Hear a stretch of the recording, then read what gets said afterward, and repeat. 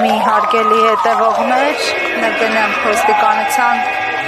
մեքենայով եւ բազմաթիվ ոստիկանների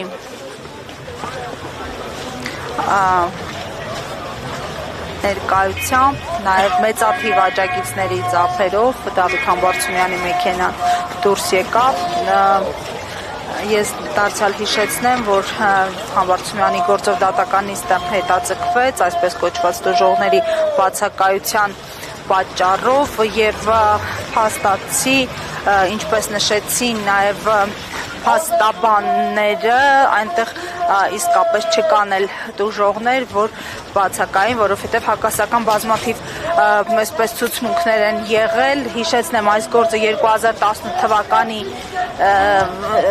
թվականից խմորված գործ է եւ ընդամենը 7 տարի անց են որոշել, որ պետք է Համբարձումյանին կալանավորել, այն էլ իմպիչմենտի պրոցեսներից հետո։